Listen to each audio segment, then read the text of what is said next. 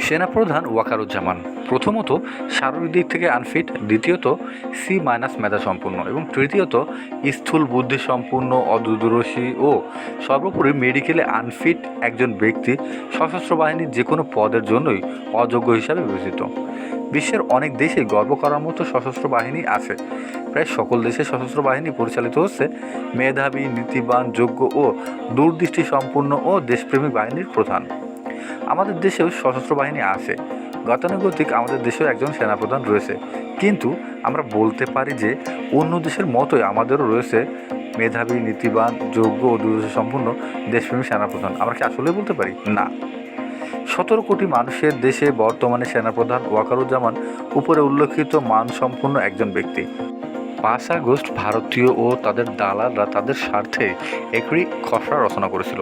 ওয়াকার যোগ্য ও মহান বানানোর লক্ষ্যে দালালরা বলেছিল ওয়াকার 5ই আগস্ট স্বৈরাচারিণী হাসিনার বিরুদ্ধাচরণ করে জনগণের পক্ষ নিয়েছে। বাস্তবে যা ছিল সর্বোচ্চ মিথ্যা। শারীরিক, মানসিক ও যোগ্যতার দিক থেকে অক্ষম হলেও ভারতীয়দের পরামর্শে ওয়াকার তার আতলামি ও ভণ্ডামি চালু রেখেছে।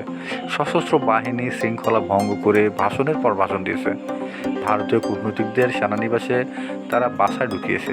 626 জন চিহ্নিত অপরাধীকে সেনানিবাসে আপ্যায়ন করে দেশ ছেড়ে পালানোর সুযোগ করে দিয়েছে। একটিবারের জন্য বলিনি এবং অঙ্গীকারও করেনি যে স্বৈরাচারিণী হাসিনা কর্তৃক সংগঠিত সকল অপকর্মের বিচার সম্পাদনে সে অঙ্গীকারবদ্ধ এবং সে অন্তর্বর্তীকালীন সরকারের যে কোনো কাজে বাধা সৃষ্টি করবে না, এমনকি নিজস্ব মতামত প্রদানেও বিরত থাকবে। শুধুমাত্র সেনা প্রধান হিসাবেই নয়, একজন সচেতন নাগরিক হিসাবেও সে তার দায়িত্ব পালন করেনি। এর একমাত্র কারণ সে নিজেও স্বৈরাচারিণী হাসিনার প্রতিটি অপকর্মের সাথে প্রত্যক্ষ এবং পরোক্ষভাবেই জড়িত।